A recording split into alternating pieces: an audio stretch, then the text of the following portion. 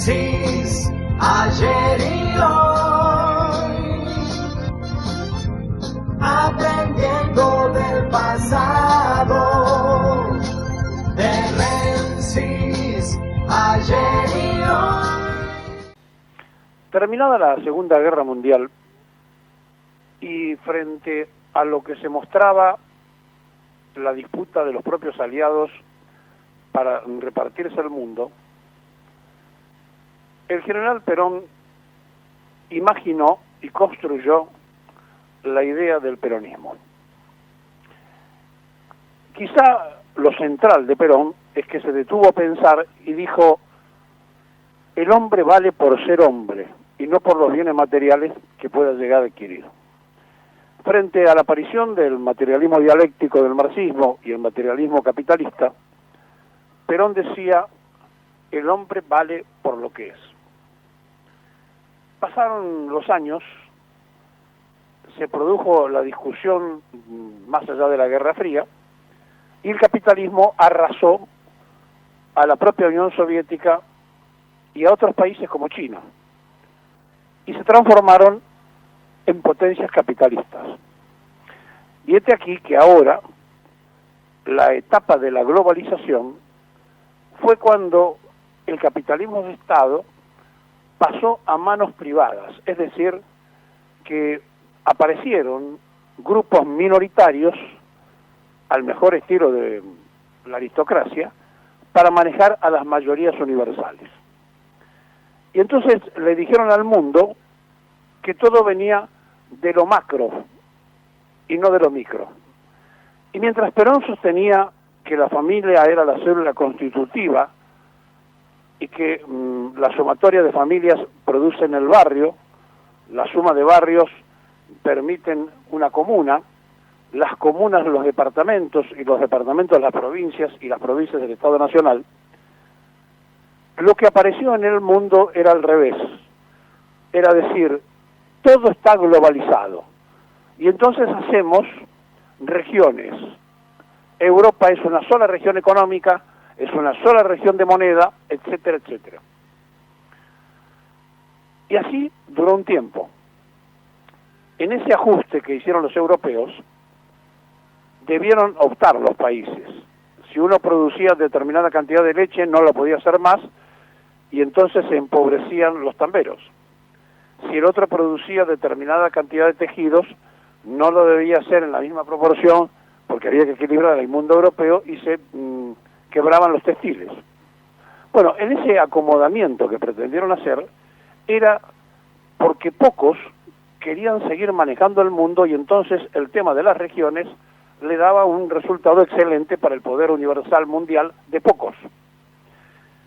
Pero se privatizó el poder, es decir, el poder pasó a manos absolutamente de individuos y de corporaciones y no de los propios estados. Y entonces llegamos a este punto donde el mundo se cansa de los sistemas políticos existentes y empieza a buscar otras alternancias. Y se empieza a dar que aparecen de vuelta las reacciones de lo micro, tal cual proponía Perón. Es decir, ir de lo elemental que es la familia a la constitución del resto. No que lo universal maneje a la familia, sino que la familia sea constitutiva de la universalidad. Dicho de otra forma para que se entienda, el unitarismo político en la Argentina hizo que Buenos Aires, que fue un producto posterior a las provincias, se quede y maneje, más allá que nuestra Constitución declama que somos republicanos y federales. La verdad que eso es para la recaudación, pero para la distribución somos unitarios, y se decide todo en Buenos Aires. Y entonces el federalismo quedó atrapado porque fueron los que crearon la nación, y es ignorado por el poder de Buenos Aires. Bueno, esto llevado a la práctica universal es lo mismo. Las familias que componen la sociedad, la mujer y el hombre y su descendencia, permiten que exista la humanidad. No es que existe la humanidad y la familia es un agregado. Pero como todo se invirtió, la confusión de las sociedades fue muy fuerte. Y empezó en Europa un brote hacia lo micro. Y se empezaron a llamar a sí mismos patriotas, se empezaron a llamar nacionalistas, empezaron a buscar las raíces donde el español se sienta español, el italiano se sienta italiano, el francés se sienta francés, más allá del mercado común europeo. Y entonces pasó lo que pasó en Italia recientemente, pero escuchen lo que ocurría en un momento determinado cuando la que ahora va a ser primer ministra italiana, la primera vez que una mujer va a ocupar este lugar en Italia, Giorgia Meloni, hacía una gira por España. Escúchenla.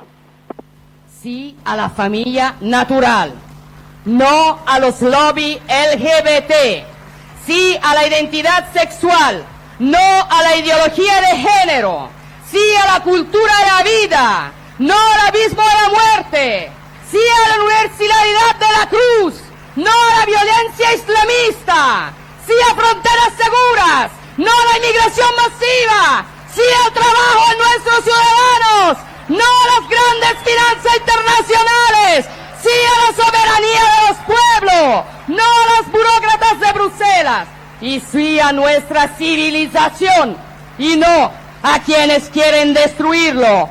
¡Viva Macarena Olona, presidente de Andalucía! ¡Viva Santiago Abascal, presidente de España! ¡Viva España! ¡Viva Italia! ¡Viva la Europa de los patriotas! Y esto, que fue parte de una gira europea, iba dando el perfil de lo que podía llegar a pasar en distintos países de Europa, agotados y cansados del universalismo. Y entonces, aquí hay una pregunta y una reflexión. Es volver a los orígenes de porque además fue parte de la campaña, Dios, patria y familia, decían los que ganaron las elecciones italianas. Es decir, es volver al reconocimiento de aquello que Perón había preestablecido, más allá de los matices políticos y de las ideas que cada quien pueda tener, donde cuando él se detuvo a pensar a la Argentina, les dijo a los argentinos, miren, el hombre vale por lo que es y no por los bienes que tiene. Y en este momento, cuando una generala responsable del Comando Sur norteamericano le lava la cabeza a los ministros de defensa del continente diciéndole con los chinos y los rusos, cuidado porque es seguridad nacional de Estados Unidos, nadie se animó a levantarse para decirle, señora, mire, ustedes cuídense de la frontera para adentro porque el resto del continente no les pertenece. Ellos están creídos que sí les pertenece. Y los rusos están creídos, a lo mejor estilo de los Ares y de la Unión Soviética, que el resto de los países les pertenece.